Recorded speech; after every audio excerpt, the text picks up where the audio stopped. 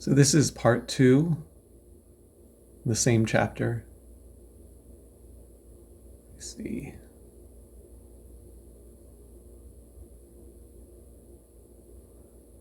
So where to now? I wondered aloud. I thought you were headed to the city, the AI said, and presented a holographic overlay of a map along with a bright red arrow that was beckoning me onward along the great road. I'm beginning to have my doubts, I said. I don't understand people, the voice said. From your heart rate, it seems to be confusing your emotions with your reason. Stick to reason and continue on to the city. Your desire to learn more about the world and make your mother proud. Your sudden emotional attachment to this Rebecca 99X, who you don't really know, is concerning. You're right, I said to myself. I have a mission, a reason for being here, for finding out what is beyond the wall, for my mother.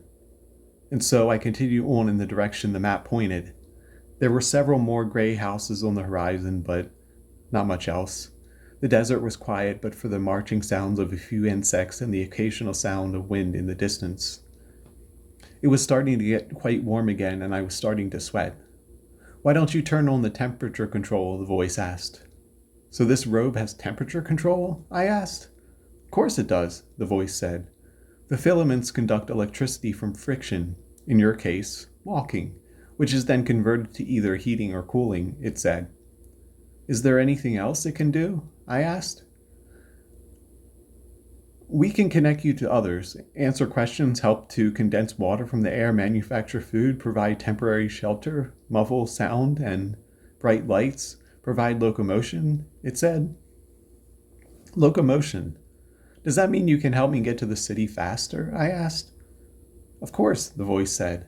The robe made a few adjustments and suddenly I was floating above the ground, the robe somehow propelling me with compressed air. I was whizzing towards the city faster than I had ever walked before, faster than an Iku even. How is it propelling me? I asked. I thought this thing required friction for energy. The propulsion fans of the robe create enough residual energy that is then able to be reused. It is put in a feedback loop, and, in so doing, more energy is created, in an almost infinite loop, it said. Wow, I said quietly. I passed dull gray house after dull gray house in a whiz, and then the city came into view, and it was one of the strangest, most amazing things I had ever seen in my entire life. A rainbow of houses, lights, and buildings seemingly emerging out of the desert, and beyond these, buildings as tall as cliffs, covered in lights, bathing the sky in light, and all around them, orange walls lined the edges, walls that hummed in a very familiar way indeed. But I wasn't thinking about that now. I was far too entranced.